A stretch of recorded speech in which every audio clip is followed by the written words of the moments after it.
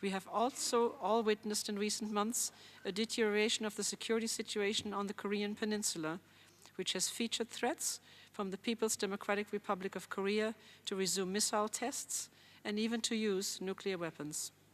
We see signs of an arms race in South Asia involving fissile material production and the competitive development of both nuclear-capable missiles and nuclear weapons. We see that sustained diplomatic efforts to encourage Iran to fulfill its responsibilities under Security Council resolutions have so far failed to yield a resolution of ongoing concerns over its nuclear activities. The international community continues to be faced with major proliferation challenges by the DPRK, Iran and Syria. These must be addressed in a resolute way in order to maintain the credibility and effectiveness of the NPT regime. In this context, the EU underlines the primary responsibility of the UN Security Council for the maintenance of international peace and security, including in cases of non-compliance. The EU strongly urges the DPRK to abandon all its existing nuclear and ballistic missile programs in a complete, verifiable, and irreversible manner. We strongly condemn the DPRK's aggressive rhetoric, including repeated threats of the use of force.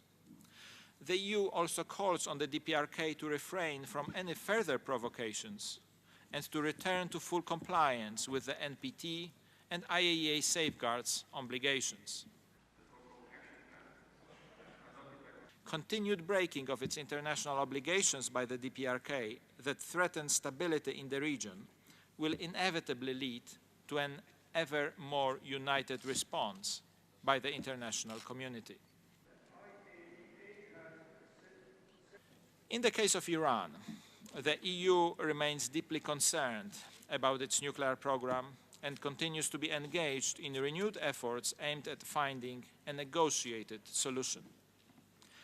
Our objective remains to reach a comprehensive long-term settlement, which would restore international confidence in the exclusively peaceful nature of Iran's nuclear program, ensuring that Iran is in compliance with all its obligations under the NPT, as well as relevant UNSC and IAEA Board of Governors resolutions, while fully respecting its right to peaceful uses of nuclear energy.